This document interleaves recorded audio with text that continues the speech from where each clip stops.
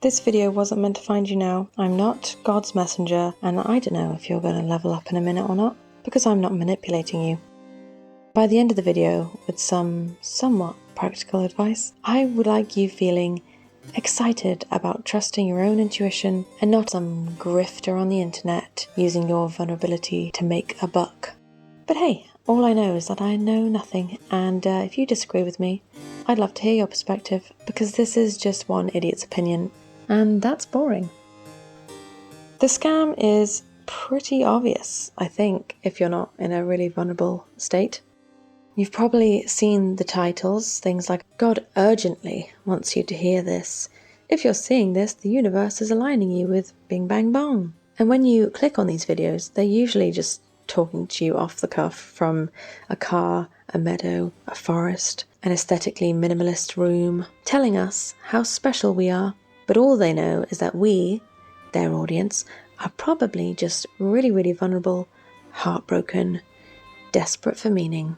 You know, those of us gasping for any sense of control over it all. I've gone into how I was very much part of this audience in this video that you're seeing somewhere on the screen. In that video, if you're interested, I criticise the manifestation culture. But anyway, these particular videos that we're talking about today, they don't just appeal to your need for control over things. They also just single you out. They may have hundreds of thousands of views. It's still all about you. And it has to be that way if we want to get that dopamine hit we're starving for, and so that they can make lots of money off of that. It's gross. These people are gross. I'm sure there are some here and there that, you know, are nice. But no, I think they're gross. The ones that invoke some special connection to the universe or an ascended master, I don't know what that is. They're vague enough not to be offensive, but the ones that claim to be Christian also claim to somehow have some unique special connection to God, as if they're divinely chosen. It's just so disingenuous, it's gross. But regardless, any and all of these good prophets, good psychic prophets, are making money off of your suffering. That is gross. I might be being a bit extreme in this video, and of course there's nothing wrong with a bit of comfort here and there, but I did experience these videos extremely. I depended on them for a sort of sense of purpose and meaning, and even my self-esteem, which is terrible. You know, at best they're unhelpful, at worst they are truly destructive. So the problem, well, the problems are many. They're not just preying on our emptiness for a living. I think they're also just hindering our lives in a few ways. These videos are designed to make us feel like we're moving up and forward somehow. Because, well, they're telling us that we are. Because they're psychic, don't you know? They tell us we've done the work, so now we're chosen, or something along those lines. Which is a clever little trap. It makes us feel good. It gives us the gratification as if we have done said work. But have we? Well, it's my bet that if we're still clicking on these videos, we definitely haven't done the work. Or at least we've done a tiny bit of the work. And these videos eventually lead to disillusionment. You know, I was watching these obsessively when I was rock bottoming. I was addicted to that illusory high of getting closer to some sort of a meaning. When every video is meant for you, it sort of starts to feel like nothing is. So any faith we might have had in something bigger and better than us, something looking over us and loving us, crumbles. So adding to the emptiness and hopelessness that we're feeling. So then what are we left with? Just the knowing that we've been fooling ourselves. So we can't even trust ourselves. We haven't been doing right by ourselves by not trusting ourselves and our actions and, you know, our whole bloody approach to life. We're not leveling up at all. We are downgrading our own intuition and brushing it under the sofa with the rest of the crap. Don't judge me. So we've been avoiding it, our unique intuition, and to an extent just the whole magic of life.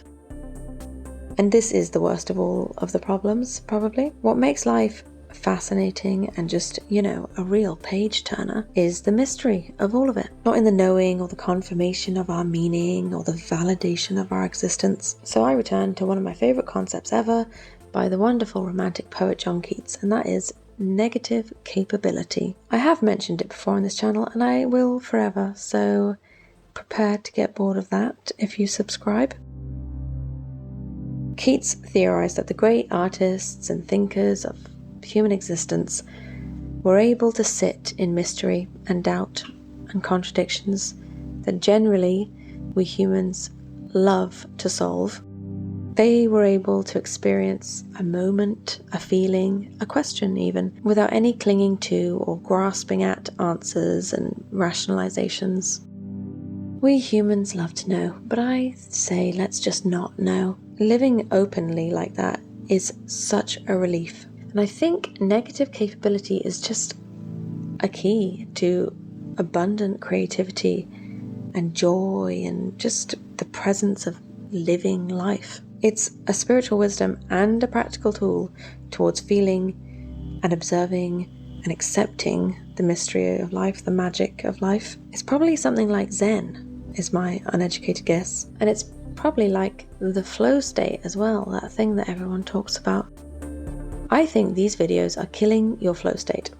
Worse, I think they're killing your life force. That might be a bit dramatic, but they are. They're killing the life force behind curiosity and experience and creativity and just feeling things for yourself. These videos are the opposite of negative capability. They are conditioning us to avoid uncertainty. They're bolstering our need for knowing above anything else and receiving outside validation. It is exhausting. I still search for answers and I'm exhausted by it. And occasionally I'll even click on these types of videos. I generally come to my senses a couple of minutes in, sometimes. And the funny thing is that we know the truth while we're watching these videos. We know somewhere deep down, no real life improvement, no self-improvement, no real meaning at all is going to come from some stranger on the internet telling us just how connected to spirit they are. We know somewhere deep down in the hollowness, meaning will only come when we wade through all the shameful, disappointing, dark areas of ourselves and our current situation. We'll get the meaning when we wade through who we are, basically, and how we got here, and where the heck are we going, and come out the other side. And that's pretty bleak for a while, but then guess what? Now you're confident because you faced it all. You depended on you to get to where you are. You depended on you to find some meaning. You trusted yourself, regardless of all the bleakness. You found your own peace. Now, even when you're vulnerable, you're not. And that's a lot better than a fleeting dopamine hit from a sociopathic psychic on the internet, isn't it? So firstly, the solution to feeling pulled to watch these videos is something to do with rebellion. In one of my very first videos, which I'll put on the screen right here, right now, and it's no more embarrassing than this one. In it, I gave some advice on fighting your inner critic, and it was all about finding the joy in rebelling against it, as if it was separate from us. So it should be much easier to find the joy in rebelling against these grifters and their videos, because they are literally separate from us. And it should also be easier because we know now that they are banking on our vulnerability and our suffering. They're gross. So yeah, we can't trust these people, and nor should we respect them. So here are just some pointers, I think. Remind yourself that they're making money off your suffering. Assume they don't care about you. Even if one of them here and there actually does, just they don't care about you. Assume it. Know that they know nothing about you or your life or what's behind the cosmic corner. And worst of all, remember this.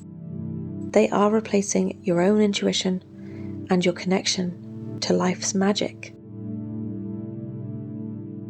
So just feel that rebellion rise up in you.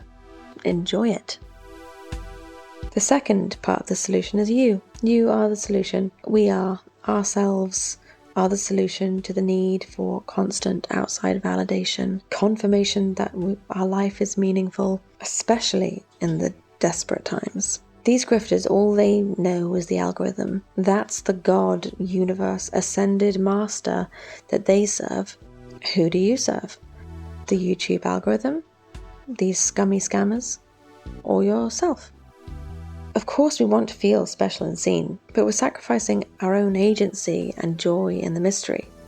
When we're relishing in being told that we're chosen, we are forgetting the miraculous fact that we were born at all. This alone is magical enough. This alone is incredible. This alone is more than enough. It is profound that we were born at all. We don't need a prophecy.